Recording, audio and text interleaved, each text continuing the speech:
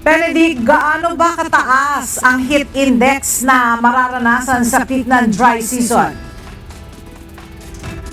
Magandang tanghali, Ella. Ayon nga sa pag-asa ay nasa 50 degrees Celsius o mas mahigit pa rito yun nga mararanasang heat index o damang init ng ating mga kababayan.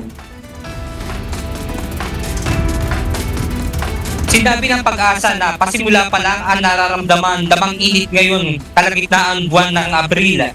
Sa pagpasok o bandang kalagitnaan naman ng buwan ng Mayo, dito na nga inaasahan ang peak ng dry season.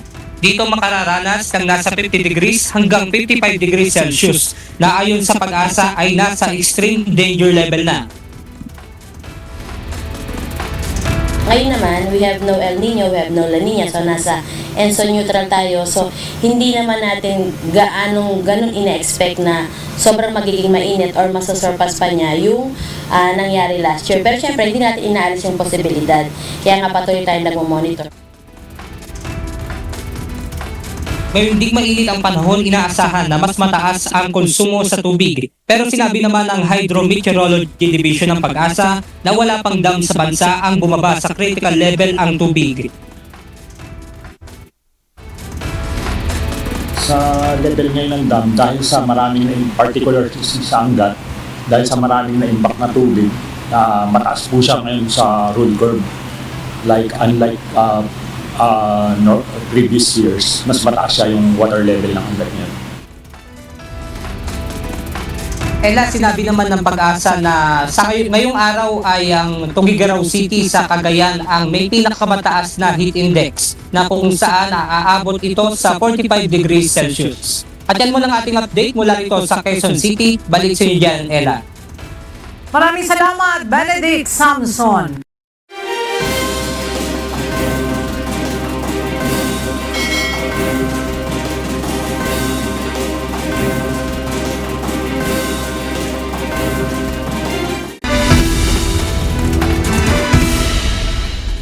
Benedict, gaano ba kataas ang heat index na mararanasan sa peak ng dry season? Magandang tanghali, Ella. Ayon nga sa Pag-asa ay nasa 50 degrees Celsius o mas mahigit pa rito yun nga mararanasang heat index o damang init ng ating mga kababayan. Sinabi ng Pag-asa na pasimula pa lang ang nararamdaman damang init ngayon kalagitnaan buwan ng Abril. Sa pagpasok o bandang kalagitnaan naman ng buwan ng Mayo, dito na nga inaasahan ang peak ng dry season. Dito makararanas ng nasa 50 degrees hanggang 55 degrees Celsius na ayon sa Pag-asa ay nasa extreme danger level na. Ngayon naman, we have no El Nino, we have no La Nina, so nasa ENSO neutral tayo. So, hindi naman natin ganun ina-expect na sobrang magiging mainit or masasurpass pa niya yung nangyari last year. Pero syempre, hindi natin inaalis yung posibilidad. Kaya nga patuloy tayo nagmo-monitor. Ngayong di mainit ang panahon, inaasahan na mas mataas ang konsumo sa tubig. Pero sinabi naman ng Hydrometeorology Division ng Pag-asa na wala pang dam sa bansa ang bumaba sa critical level ang tubig. Sa level ngayon ng dam, dahil sa maraming na particular sa Angat, dahil sa maraming na impact na tubig, mataas po siya ngayon sa roll curve. Unlike previous years, mas mataas siya yung water level ng Angat ngayon. Ella, sinabi naman ng Pag-asa na sa ngayong araw ay ang Tuguegarao City sa Cagayan ang may pinakamataas na heat index na kung saan naaabot ito sa 45 degrees Celsius. At yan mo ng ating update mula rito sa Quezon City. Balik sa inyo dyan, Ella. Maraming salamat, Benedict Samson.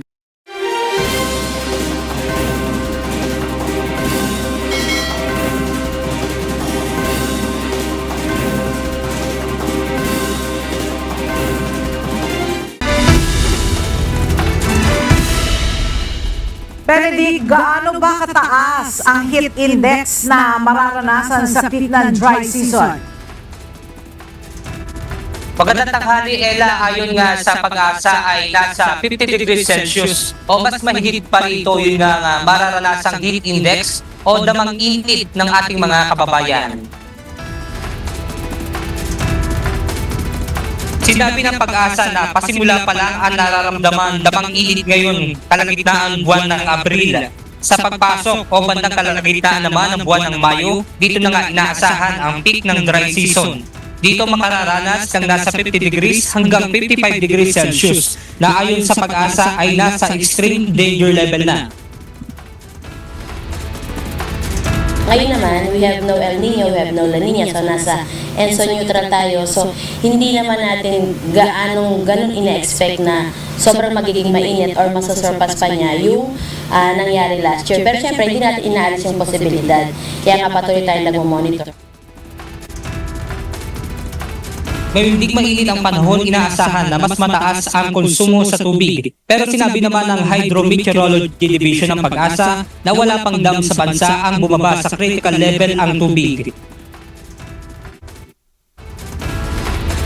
Sa level ngayon ng dam, dahil sa maraming na particular sa Angat, dahil sa maraming na impact na tubig, na mataas po siya ngayon sa road curve. Unlike previous years, mas mataas siya yung water level ng Angat ngayon. Ella, sinabi naman ng Pag-asa na sa ngayong araw ay ang Tuguegarao City sa Cagayan ang may pinakamataas na heat index na kung saan aabot ito sa 45 degrees Celsius. At yan muna ang ating update mula rito sa Quezon City. Balik sa inyo dyan, Ella. Maraming salamat, Benedict Samson.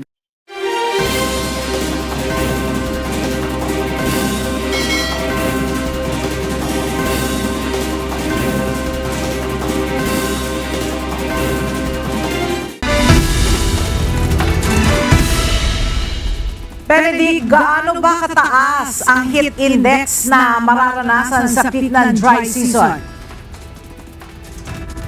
Magandang tanghali, Ella. Ayon nga sa Pag-asa ay nasa 50 degrees Celsius o mas mahigit pa rito yun nga mararanasang heat index o damang init ng ating mga kababayan. Sinabi ng Pag-asa na pasimula pa lang ang nararamdaman damang init ngayon kalagitnaan buwan ng Abril. Sa pagpasok o bandang kalagitnaan naman ng buwan ng Mayo, dito na nga inaasahan ang peak ng dry season. Dito makararanas ng nasa 50 degrees hanggang 55 degrees Celsius na ayon sa Pag-asa ay nasa extreme danger level na. Ngayon naman, we have no El Nino, we have no La Nina, so nasa ENSO neutral tayo. So, hindi naman natin ganun ina-expect na sobrang magiging mainit or masasurpass pa niya yung nangyari last year. Pero syempre, hindi natin inaalis yung posibilidad. Kaya nga patuloy tayo nagmo-monitor. Ngayong di mainit ang panahon, inaasahan na mas mataas ang konsumo sa tubig. Pero sinabi naman ng Hydrometeorology Division ng Pag-asa na wala pang dam sa bansa ang bumaba sa critical level ang tubig. Sa level ngayon ng dam, dahil sa maraming na particular sa Angat, dahil sa maraming na impact na tubig, na mataas po siya ngayon sa road curve. Unlike previous years, mas mataas siya yung water level ng Angat ngayon. Ella, sinabi naman ng Pag-asa na sa ngayong araw ay ang Tuguegarao City sa Cagayan ang may pinakamataas na heat index na kung saan aabot ito sa 45 degrees Celsius. At yan muna ang ating update mula rito sa Quezon City. Balik sa inyo dyan, Ella. Maraming salamat, Benedict Samson.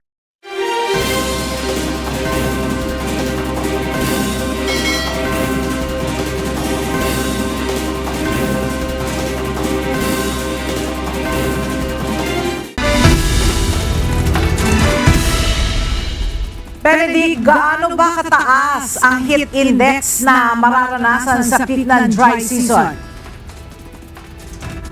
Magandang tanghali, Ella. Ayon nga sa Pag-asa ay nasa 50 degrees Celsius o mas mahigit pa rito yun nga mararanasang heat index o damang init ng ating mga kababayan. Sinabi ng Pag-asa na pasimula pa lang ang nararamdaman damang init ngayon kalagitnaan buwan ng Abril. Sa pagpasok o bandang kalagitnaan naman ng buwan ng Mayo, dito na nga inaasahan ang peak ng dry season. Dito makararanas ng nasa 50 degrees hanggang 55 degrees Celsius na ayon sa Pag-asa ay nasa extreme danger level na. Ngayon naman, we have no El Nino, we have no La Nina, so nasa ENSO neutral tayo. So, hindi naman natin ganun ina-expect na sobrang magiging mainit or masasurpass pa niya yung nangyari last year. Pero syempre, hindi natin inaalis yung posibilidad. Kaya nga patuloy tayo nag-monitor. Ngayong hindi mainit ang panahon, inaasahan na mas mataas ang konsumo sa tubig. Pero sinabi naman ng Hydrometeorology Division ng Pag-asa na wala pang dam sa bansa ang bumaba sa critical level ang tubig. Sa level ngayon ng dam, dahil sa maraming na particular sa Angat, dahil sa maraming na-impact na tubig, mataas po siya ngayon sa roll curve.